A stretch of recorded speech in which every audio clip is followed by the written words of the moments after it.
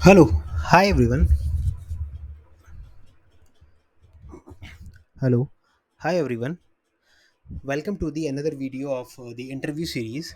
So, in this video, we are going to cover the client or manager level interview question. So, I have seen once you cleared your first or second round, you have to face the manager level interview or client. You need to appear if you're working in a service based company, then you have to appear for a client interaction or client interview round where what all question client usually ask you. So we will going to discuss everything in this video. So let's start with in this tutorial I have mentioned like what all question can be asked and answer to those questions. So this is the URL where you can get or download all the question and prepare for the same. So let's start. Like, what will you do if you if a bug is found in production? It means to say if you found any bug in production. Suppose you are working on any application and you made live that application or that functionality and you found a bug. So what is your action item that as a QA that you are going to perform? So thing is like, first of all, you'll inform the stakeholders like product, BA, dev, or anyone in the team. You'll create a Jira ticket and do RCA, root cause analysis. So basically, root cause analysis basically provided by the developer. They used to write like what is the cause of that issue or what is the root cause and why this defect is coming in this module or in this functionality. So there are a couple of things that we can do as a QA. So once we found any defect, we used to go back to our previous release or previous version. We check that whether this defect is available. If not, then we will go previous to that version. Then verify like if it is visible in this or if it is available appearing in this release. If not, then we'll check like is there any parallel release happened or any other team deployed anything just because of them we found that issue. So this is how we used to backtrack like this defect is coming in which version and so if you found that the defect is coming from your user story, so then you check that whether you have covered your user story has covered that particular functionality or not. If it is there, then you check whether you have added the test cases of it or not. If you have added, then obviously you have missed something, so that is called QA miss. But what if the that functionality is not written in the use story? In that case you discuss the same thing with product owner that this functionality was not there in the actual or original user story. Then in this case product owner has to create an improvement for this will not be treated as a defect, but this will be treated as an improvement. So product owner create an improvement and the same process he assigned it to developer start working on it. You start testing that particular functionality for which the live issue is coming. So this is how things used to work. Next question is, what type of challenges you faced in your career working as a tester? So as a tester, basically we used to face a lot of challenges. So sometimes like you are working in auto manual or you want to shift into automation, then you find it difficult in understanding the framework or if you are not familiar with the coding, then these things are the challenges that you faced. Or implementation, database automation or data or JDBC connection implementation. So these are the automation related challenges that you guys used to face if you are switching from manual to automation. Apart from other challenges is like functionality used to I mean functionalities got changed too frequently. So suppose you have write, 10 test case, and after few days functionality got changed, then you need to update your test cases. Or you raised any defect but developer think it is not a defect, or it is an intermittent issue or something like that. So these are the all are the challenges that you used to face while working as a tester, whether it's manual or automation. Next is tell me about the time when you help your colleague. So this is like situational based question. So if you know, like, you provided the KT session to your team. I mean, in if you're working automation, you reviewed your colleague or peers code. You suggested them best practice that he can use or he or she can use in the code. Or you suggest him how to retest or resolve, start the testing, or retest the bug. So this is how you can, explain in your answer. Next is two scenario where you were stuck and how did you solve it. And this is also like, if you we usually stuck in our problems, but how you solve it, that is important. Suppose you find any critical automation issue that is breaking a lot of thing in your automation test. So how you fix it, how you overcome it. So in recent days, I was working in automation. So we used to request a lot of calls. If I'm testing a website, and automating it, then obviously I will be loading the page again and again multiple times, or my automation suite execute that website multiple times. So in that case, Akamai and bot manager restrict my request or block my request. It thought like it is coming from any automatic engine. So in that case, I have to check the user agent, or I have to create a user agent and pass it to DevOps team so that they can bypass that particular user agent of that browser. So these are the challenges that you guys used to face, and you can explain whatever is yours. Next is why did you miss your deadline, or what if you miss your deadline. So this is very common scenario where you have committed for a deadline and you missed it. It may be happen, build was not ready, test cases was very you have a large number of test cases, or you have found multiple bug in the build. These are the reason where we miss our deadlines. Or might be, if two or three QAs are working in a project, and one of or two of the QA are on leave, or they have on planned leave. So in that situation, obviously deadline will miss the deadline of that project, or requirement is frequently changing. So this is how we can explain. How will you handle the situation if there is a difference of opinion with the senior?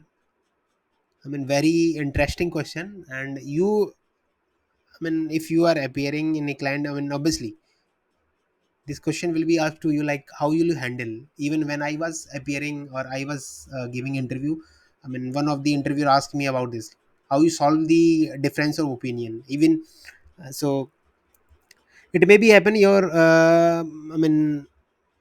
senior or doesn't agree with you or your testing opinion, because conflict of statement can be there. If And we need to welcome the conflict. If uh, uh, I am writing my test case very simple manner, and somebody is writing some critical test case, I need to respect that. And you need to have a proper documentation, logical explanation. This is something like, suppose you raise a defect but you do not attach the evidence like screenshot or video, or you haven't put the enough detail in that task case, steps to reproduce expected actual criteria. So in this case, obviously developer will ask you, like, what is the proper way to reproduce it. And you will have different opinion. You will say like this is upfront a defect, but he want the explanation or steps to reproduce. So the documentation can help us or save us in involving any uh, discussion or solving this difference of opinion, something like that. How will you start testing of requirement are not clear? Obviously, many of time when requirement is not clear, or when you join the organization at that time requirement or sprint planning is already done, and once you got the story you don't have any idea, then in that case what will you do? So there are different opinion, like somebody used to say like I will go to the developer and ask him like how these things will work.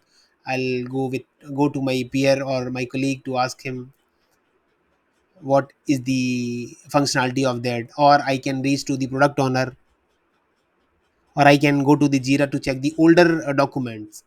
So this is like if you are working in sprint planning or you haven't attended sprint planning. What if you are working on a you found a issue in a story and that the story was delivered 2 or 3 months back, and developer or product owner left the organization? So what you will do? Obviously you will be checking the Jira and whatever tool you are using. You will be checking that and you will be verifying whether this story is related to any epic or anything. You find out that story, and you find out like who was involved in that story. You go to that person and ask him like, could you please explain me a little bit about this, the functionality of the, you understand the things, you'll discuss with the developer, and all those things you can do to get the correct requirement.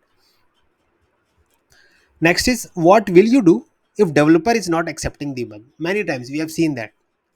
So what will save you? The evidence. If you are attaching the evidence, and one important thing I want to tell you guys, I mean I have seen many a times, if we raise a defect, if developer is not accepting it, we used to, I mean, fight with the developer. So let me tell you what you need to do. Suppose product owner created a story and you logged a defect and developer is not accepting it. So what we need to do, we have this defect, we'll discuss with the product owner. Product owner is the owner of that user story or the document. We discuss with him like, this is the scenario, this is the test case, this is the functionality that is failing. If product owner is saying this is actually a defect, not an improvement, in that case just directly assign the same to the developer, or directly tag the developer and write something like, as per discussion with the product owner, please find their or find his or her comment, and make sure the product owner is commenting on that issue, targeting to that developer or mentioning that developer. So once developer see that, okay, this is a defect and confirmed by the product owner, he will discuss the same thing with the product. And if product is saying this is not a defect, just close this defect, we are, I mean, we are good with that. We do not, I mean, do not here to argue with the product owner or developer, because the only the product owner understand the requirement. We can suggest them that this is not the correct requirement as per the uh, user understanding, but we can suggest them, and that was planned in the sprint planning meeting, not when the story is being delivered to the QA for testing. Next question is, if we give you only manual work, will you join? Or why do you want to switch from automation to manual or vice versa?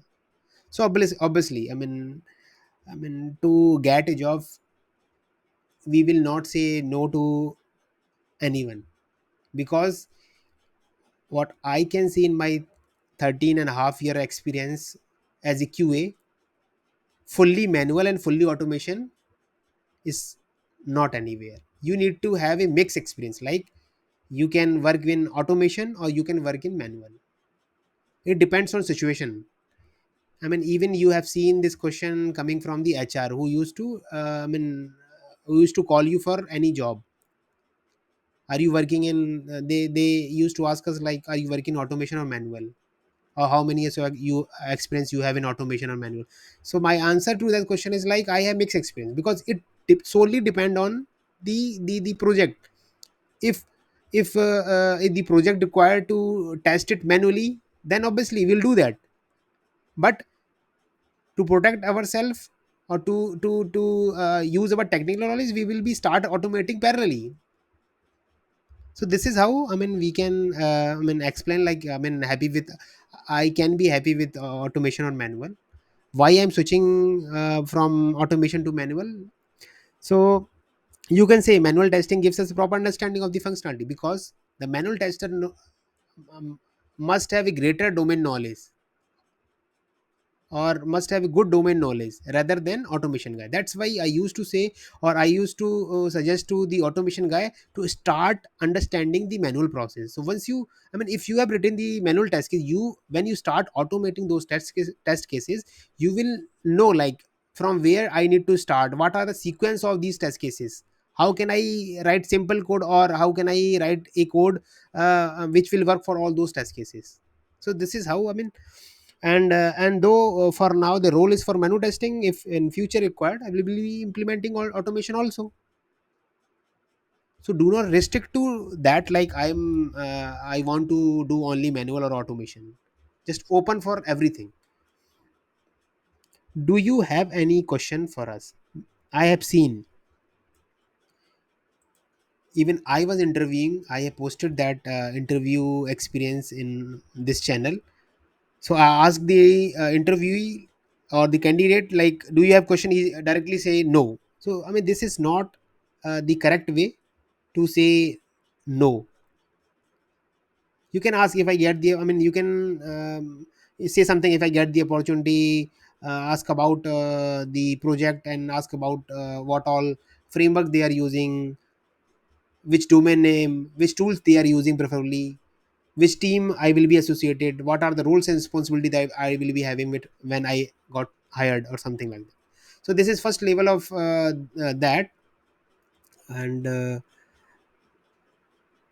in the second part, how will you plan your test or testing? Analyze the product, design the test strategy, define the objective, define test criteria, resource planning, plan test environment, schedule estimation, determine test deliverable. So this is all about test plan. So what are the identifier, or what are the things in test plan? You can explain, like, test plan identifier, what to test, when to stop testing, what feature need to be tested, what feature do not need to tested, what are the you can say tools required. I mean, any additional tool is required, any additional KT is required, additional resources required.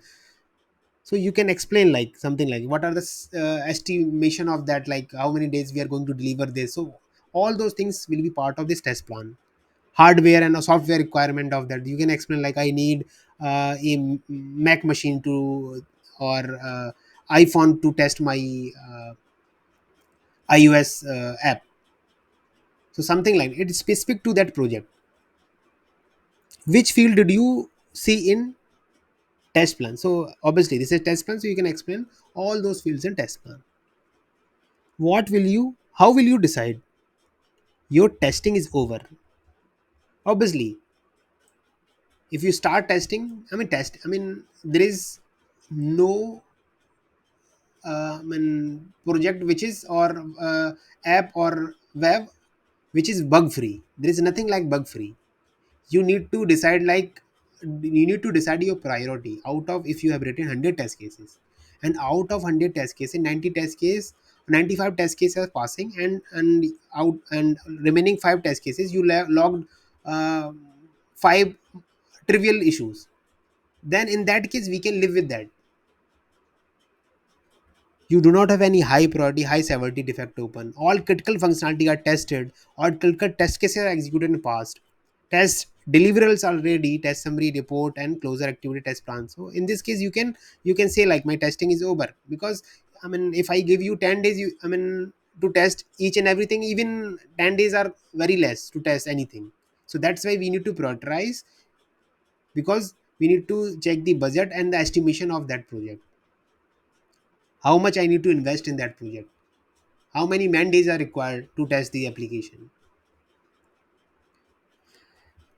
If we update a module or a functionality, then is it needed to check all functionality, or you will just check the particular functionality? Very good question. Very, very important and good question. Obviously, you receive first build and you raise five issues. And you suppose you have received first build and you start executing your 100 test cases and you raise five issues. Once developer fix those five issues, he will re-deliver the build to you with new version. What will you do? So whenever there is change or update in the functionality, we need to check its effect on the other functionality. So we'll perform the regression testing and ensure that critical functionality are working fine and new code changes has not impact on them. This is all about retesting and regression testing.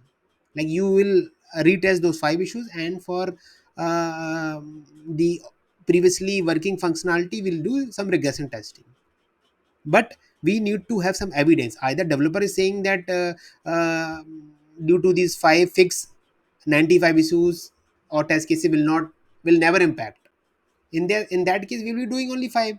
But anyhow, we need to we need, at least we will be checking the critical functionalities, like pages or all the critical functionalities are working fine. So that's why we used to select some sanity test cases and we execute the 15% of the test cases and verify it is working fine, and with the consent of the developer. If developer is saying these 95 test cases will not fail or they are working fine, then we are good with. So you know that your model will release in 6 months. Then how will you plan regression testing for the same? Tester will figure out what all critical functionality related test cases. Whenever there is code change, suit need to be executed and verified. Whenever build is moving from one environment to another, obviously sometimes dev environment, staging, pre-prod, regression should need to be executed. Either you have a regression suite you are executing manually, or preferably uh, through automation. If we have a fixed a timeline after which regression suite will be executed, like after a sprint and or a month as a requirement. What is the test coverage? A matrix in software testing that measure amount of testing performed on a set of test cases. When executing the test suite, it will only involve gathering data about the program execution to find out which conditional statement branch have selected. Next is, how will you decide when to automate test cases and why? Nice question. Even those who has started, or those who are switched from manual to automation, I mean, I can see this question is coming from those guys, like how, I mean, how to decide which test case need to be automated.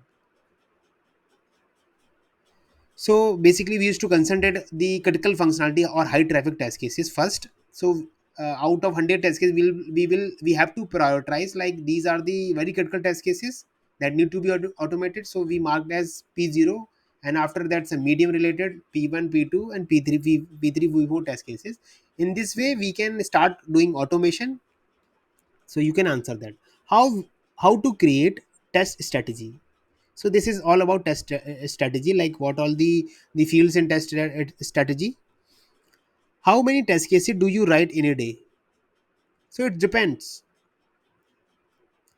on the functionality and feature, or also the methodology that we are in agile. I mean, number of test cases you write will be less compared to waterfall.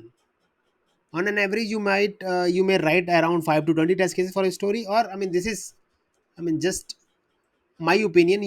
I mean, in some project I have written 5 to 20 test cases or 30 test cases. In some I have written 100 test cases, or my team has written 100 test cases. So it depends. So the basic idea behind agile is like less documentation, more execution, more communication among the team members,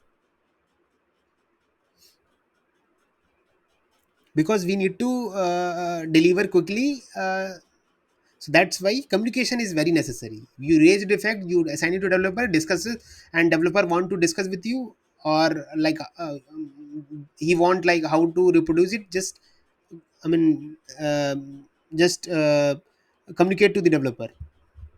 how many test cases do you execute in, I mean, this is also depend. Some organization are, I mean, I mean, they think that QA cycle, if you have written 100 or 150 test cases, you can execute in 2 days. So it depends.